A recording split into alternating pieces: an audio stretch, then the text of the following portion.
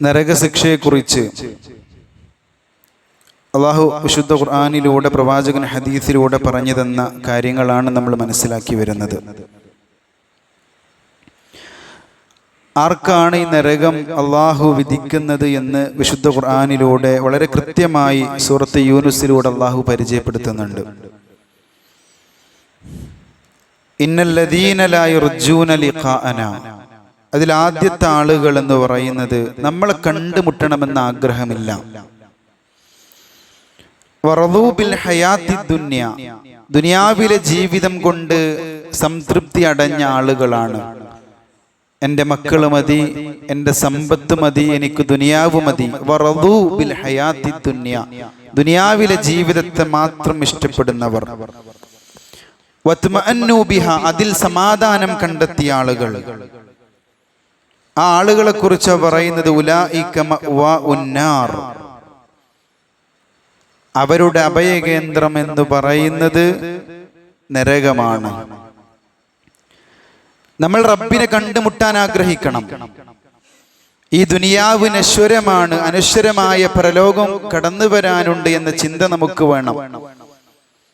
ആ ചിന്തയുണ്ടെങ്കിൽ സഹോദരങ്ങളെ, നമ്മൾ എത്തിപ്പെടുന്നത് സ്വർഗത്തിലേക്കായിരിക്കും.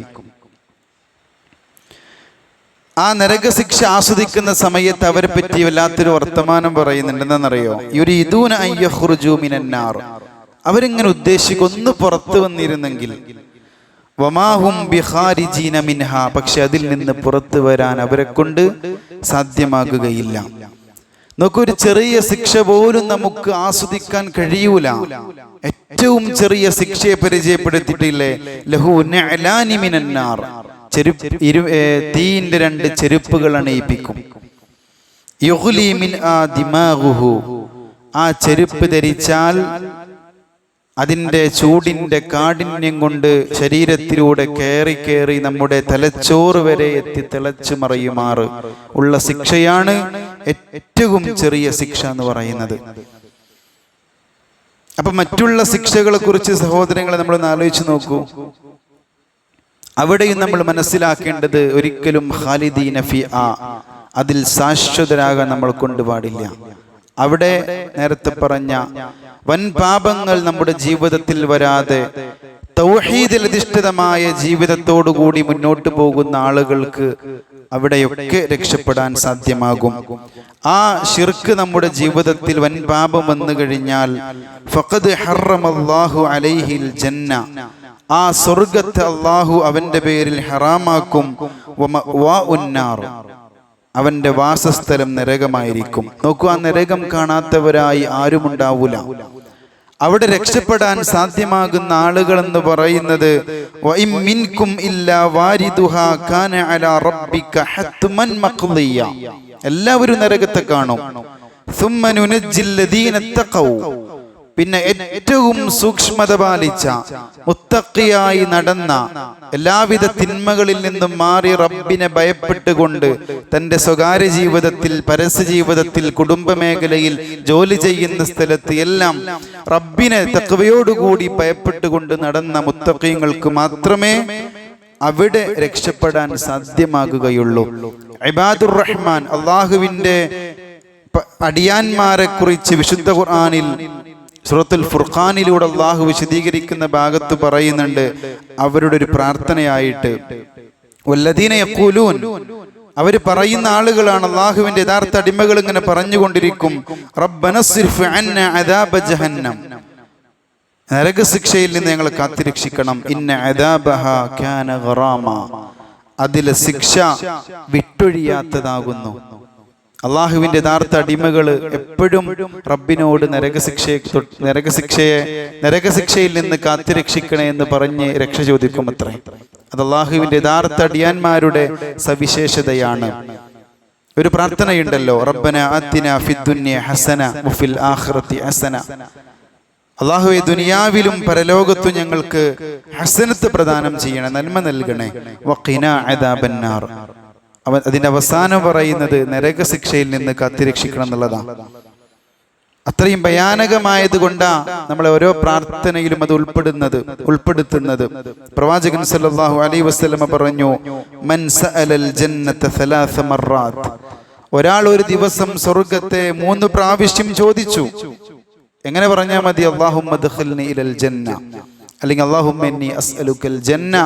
3 പ്രാവശ്യം പറഞ്ഞാൽ ഖാലത്തിൽ ജന്ന, സ്വർഗം പറയും അല്ലാഹുമ്മ അദ്ഖിൽ ഉൽ ജന്ന, അല്ലാഹുവേ മനുഷ്യനെ സ്വർഗത്തിലേക്ക് പ്രവേശിപ്പിക്കണേ, ഈ മനുഷ്യനെ സ്വർഗത്തിലേക്ക് പ്രവേശിപ്പിക്കണേ എന്ന് സ്വർഗം അല്ലാഹുവിനോട് ശുപാർശ ചെയ്യും. നമുക്ക് പറയേണ്ടത് 3 പ്രാർത്ഥന മാത്രമേ ഉള്ളൂ, അല്ലാഹുമ്മ അദ്ഖിൽനി ഇലൽ ജന്ന. അതുപോലെ തന്നെ വമൻ ഇസ്തജാറ മിനൻ നാർ സലാസ മർറാത്ത്, നരകശിക്ഷയിൽ നിന്ന് ഒരാൾ 3 പ്രാവശ്യം റബ്ബിനോട് മോചനം ചോദിച്ചു. ഖാലത്തിന്നാർ, നരകം പറയും അല്ലാഹുമ്മ അജ്റു മിനന്നാർ, അല്ലാഹുവേ ഈ മനുഷ്യനെ നരകത്തിൽ നിന്ന് കാത്തുരക്ഷിക്കണം എന്ന് ആരെങ്കിലും അല്ല പറയുന്നത്, നരകം റബ്ബിനോട് ശുപാർശ ചെയ്യും.